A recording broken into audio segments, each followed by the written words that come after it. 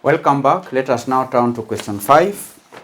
The subject is meetings, compliance and administration. We are answering the questions that were tested in December 2022. Question 5A reads, the rules of a securities exchange shall, where applicable, support the self-regulatory functions of the securities exchange. With reference to this statement, highlight 4 objectives of the rules of the securities exchange in relation to self-regulation. Objectives of the rules of the securities exchange in relation to self-regulation. Now, one objective is known as investor protection. The second objective is market integrity. Number 3, market efficiency. Then number 4, compliance and enforcement. Those are 4 objectives of the rules of a securities exchange in relation to self-regulatory function. Let us put the points down. Question 5, let me answer it from this point. Question 5A. Objectives of the rules of the securities exchange in relation to self-regulation function. Investor protection.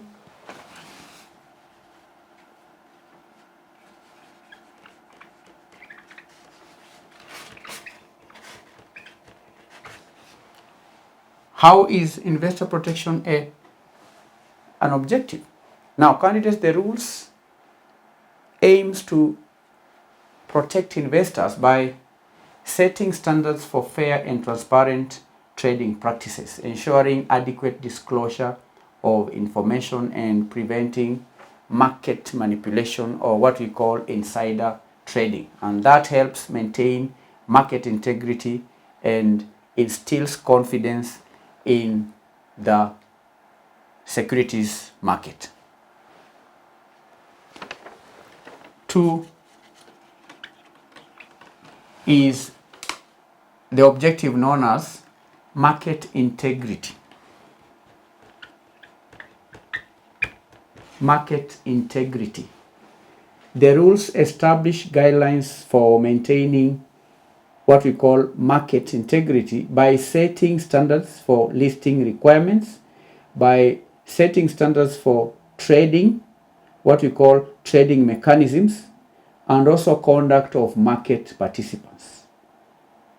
The rules aim to prevent fraud, manipulation, and unfair practices that could undermine the integrity of the securities exchange. 3, market efficiency. Market efficiency. The rules, candidates, promote market efficiency by facilitating fair and efficient price discovery, ensuring prompt and accurate dissemination of information, and also providing a level playing field for all the market participants. And that helps in efficient allocation of capital and liquidity in the market. 4, compliance and enforcement. Compliance and enforcement. The rules provide a framework for compliance and enforcement mechanisms. The rules provide procedures for monitoring and also enforcing compliance with regulatory requirements, investigating potential violations, and imposing penalties or sanctions for non-compliance. And that helps maintain discipline and accountability among the market participants, compliance and enforcement. So these are 4 objectives of the rules of the Securities Exchange. 1, investor protection. 2, market integrity. 3, market efficiency. 4, compliance and enforcement. 4 objectives, 4 marks. 4 objectives, 4 marks. Part B, discuss 4 principles that govern the conduct of a certified secretary. Principles that govern the conduct of a certified secretary. The first principle is professional competence. Professional competence. Professional competence.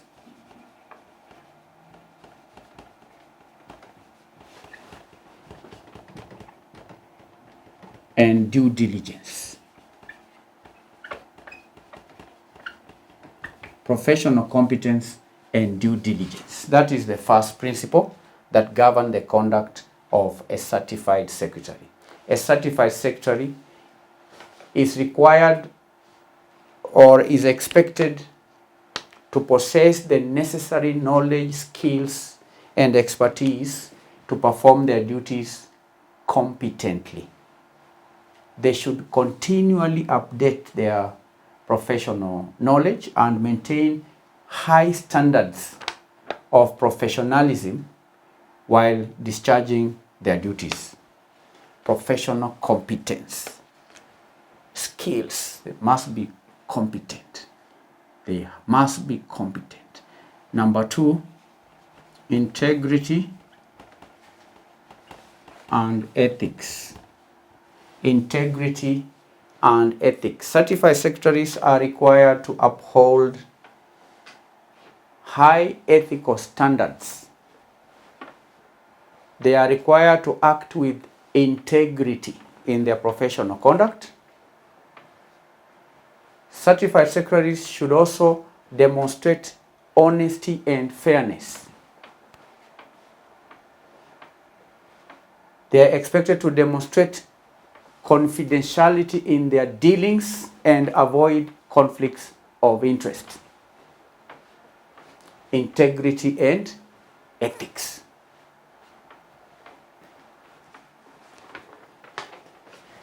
Independence and objectivity. Independence and objectivity. Certified secretaries should maintain independence and objectivity in their decision making and advice. They should exercise professional judgment based on the merits of the situation and avoid any bias or undue influence. When carrying out your duties as a certified secretary, make sure that you have an independent mind. Make sure that you are objective. Make sure that you are impartial. Make sure that you are not unduly influenced to make decisions that are not good. Independence and objectivity. Another principle is confidentiality. Confidentiality. Now, certified secretaries are entrusted with confidential information related to the client's organization. We saw in an earlier question that some of the roles of the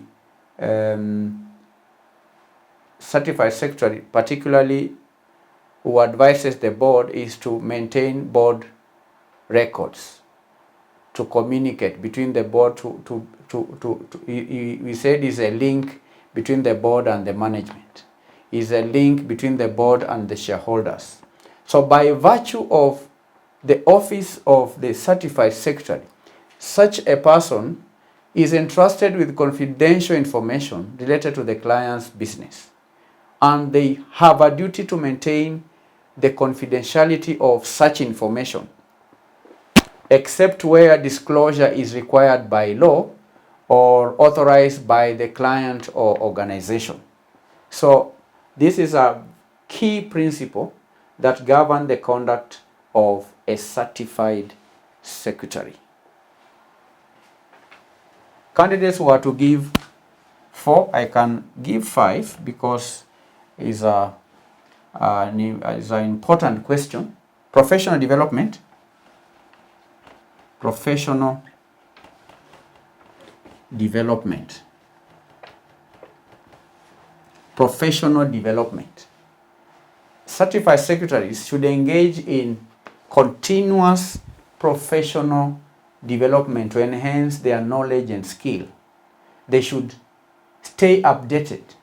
They should stay updated with changes in laws, regulations, and best practices in corporate governance and company secretarial practices. Professional development. We can go on and mention principles like accountability, where a certified secretary should take responsibility for professional actions and be accountable for the quality of their work.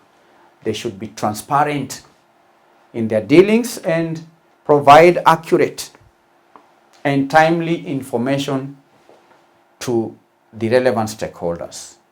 So these are some of the principles that govern the conduct of a certified secretary: professional competence and due diligence, integrity and ethics, independence and objectivity, confidentiality, and lastly, professional development. Any 4 would earn 8 marks. 4 points, 8 marks. Then part 5, C, examine 4 demerits of paper share certificates. 4 demerits of paper share certificates. Demerits of paper share certificates. Now, paper share certificates are physical share certificates, and in an earlier question, in another sitting, we answered the question to do with the dematerialization of shares, which we saw is the process of converting the paper share certificates into a digital format. And we identified the advantages of dematerialization of shares. In this question, we are to give the demerits of paper share certificates. So the first obvious disadvantage of holding physical share certificates is risk of loss or theft.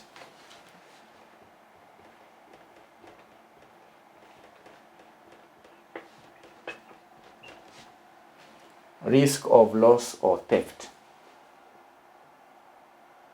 All right? Paper share certificates can be lost, they can be stolen, they can be damaged, leading to potential loss of ownership or difficulties in proving ownership. And that can result in inconvenience, additional administration burden, and potential disputes. The second disadvantage of holding paper share certificates is inefficiency and delays.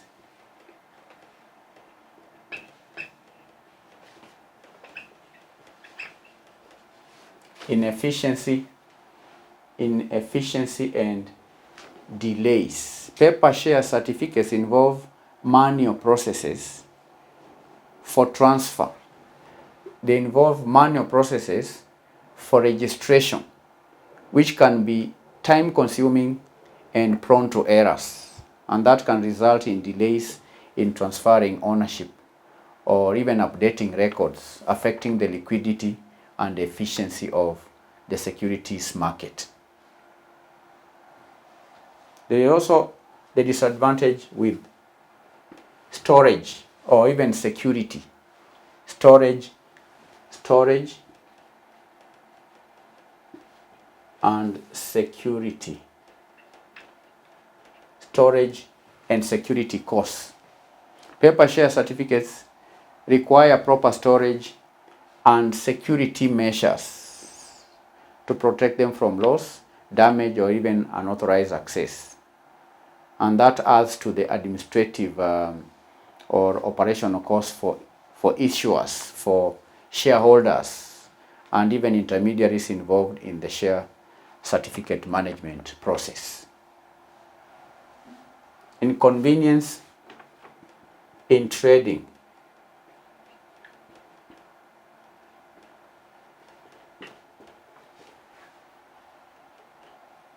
Inconvenience in trading. Paper share certificates can be cumbersome to trade in the secondary market because the physical transfer of certificates and the associated paperwork may require additional administrative procedures and verification, which can slow down the trading process and reduce market liquidity.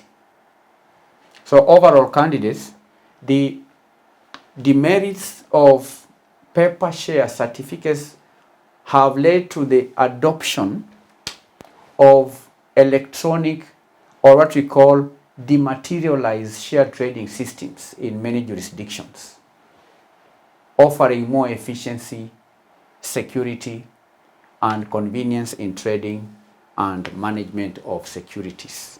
So these are 4 disadvantages of physical share certificates. 1, there is risk of loss or theft, inefficiency and delays, storage and security costs, and inconvenience in trading. These are 8 marks, 4 points, 8 marks. So that effectively brings the revision of December 2022 to a close. The subject is meetings, compliance, and administration.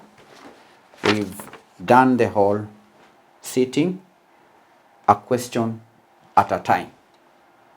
Candidates, we are dedicated to providing all solutions to the past paper questions that are examined by Kenya Accountants Secretaries National Examination Board. Thank you for attending the lesson. God bless you. Bye-bye.